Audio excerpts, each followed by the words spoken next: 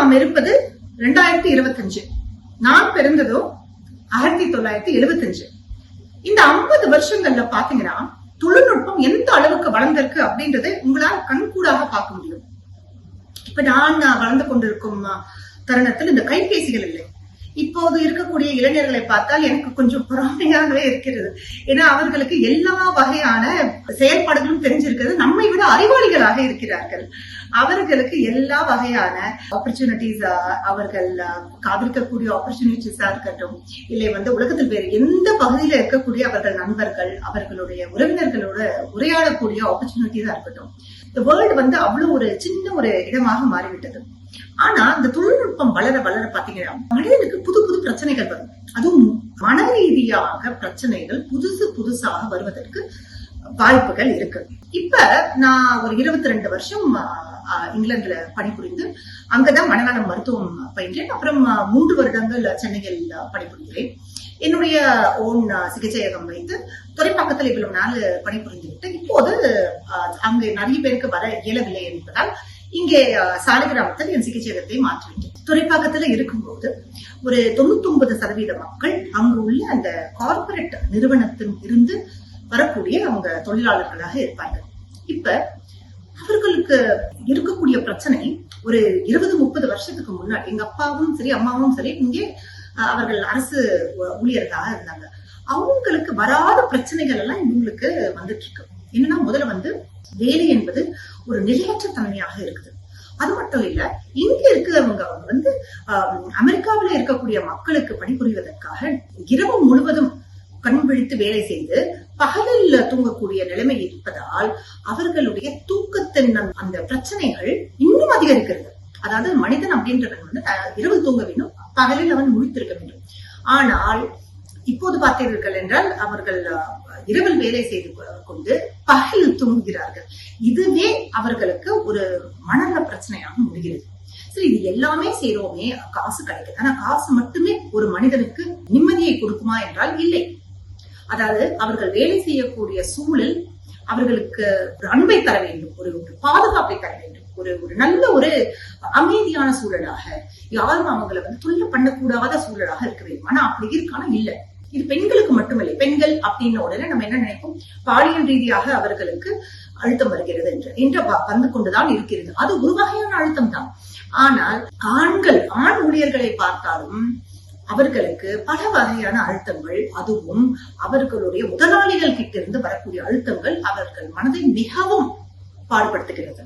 இதுக்கு இப்ப ஒரு தொற்று நோய் போல, கோவிட் தொற்று நோய் போல பரவுவது என்னன்னா பேர்ன் அவுட் அப்படின்ற ஒரு விஷயம். பேர்ன் அவுட் அப்படின்னா தமிழ்ல எப்படி சொல்லலாம், ஒரு எரிச்சிதைவு என்று வேணால் சொல்லலாம். இந்த மாதிரியான பேர்ன் அவுட் ஆகும்போது இந்த தொழிலாளர்களுக்கு என்ன ஆகுதுன்னா அவங்க தூக்கம் முதலில் போகிறது. அப்புறம் அவங்களுக்கு ஒரு சோர்வு. இதுக்கும் மனசோர்வுக்கும் வித்தியாசம் உண்டு. ஏன்னா பேர்ன் அவுட், எரிச்சிதைவு என்பது அவர்கள் வேலை சம்பந்தப்பட்டு வரக்கூடிய பிரச்சனைகள். ஆனா இது மனசோர்வு போலவே பல அறிகுறிகளை காட்டும். தூக்கம் என்பது இல்லாமல் போவது, எரிச்சலாக இருப்பது, அதே போல அவர்கள் கவனம் செலுத்த முடியாமல் இருப்பது, அப்புறம் பிரெயின் ஃபாக் அப்படின்னு சொல்லி, அதாவது அப்படியே மனதே ஏதோ ஒரு கடல்ல மிதந்துட்டு இருக்க மாதிரி, இங்கே இல்லாத மாதிரி, உலகத்தில் இல்லாத மாதிரி ஒரு ஃபீலிங். அதே போல அவர்கள் ஓய்வுக்கும் நேரம் இல்லை. ஓய்வுக்கு நேரம் என்றால் இப்ப நீங்க இங்கிலாந்து போன்ற வளர்ந்த நாடுகளில் பார்த்தீர்கள் என்றால் ஒரு வருடத்துக்கு 6 வாரம் அவர்களுக்கு விடுமுறை அளிக்கப்படும். அந்த விடுமுறை அப்ப அவர்கள் சுற்றுலா சென்று குழந்தைகளுடனும் அவர்கள் நண்பர்களுடனும் அவர்கள் மகிழ்ச்சியாக கழிப்பார்கள். ஆனா அந்த மாதிரியான ஒரு பண்பாடு இங்கே இன்றும் பரவில்லை.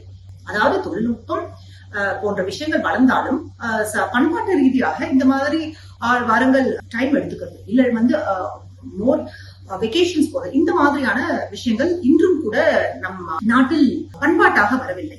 சோ அப்படி இருக்கும்போது பல இளைஞர்கள், ஒரு 20-30 வயசு இளைஞர்கள், அவங்க பெற்றோர்களை கூட்டு வந்துட்டு இதெல்லாம் எங்களுக்கு புதுசா இருக்குது, அவன் இந்த மாதிரி எல்லாம் சொல்ல தற்கொலை எண்ணங்கள் வருகிறது. அவனுக்கு வேலைக்கு போக பிடிக்கல என்றான், படுத்துட்டு இருக்கான்.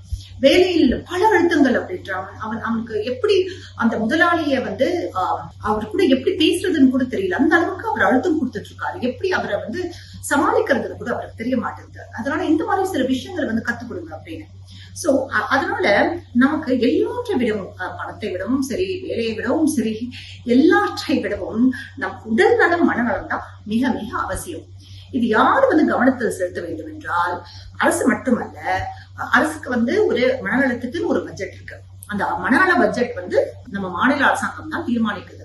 அதாவது முழு இந்த ஹெல்த்துக்கான பட்ஜெட் ஒன்றிய அரசுல இருந்து வந்தாலும் கூட மனநலத்துக்கான தனியான ஒரு ஒதுக்கப்படும் பட்ஜெட் என்பது மாநில அரசுகளால் நிர்ணயிக்கப்படுகிறது.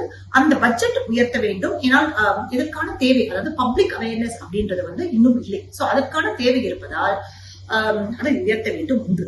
இன்னொன்று, இந்த கார்ப்பரேட் நிறுவனங்கள் எந்த அளவுக்கு இந்த மனிதர்களே அவங்க போற்றி காக்குறாங்க. ஹியூமன் ரிசோர்சஸ் அப்படின்றது ரொம்ப முக்கியமான ரிசோர்சஸ்.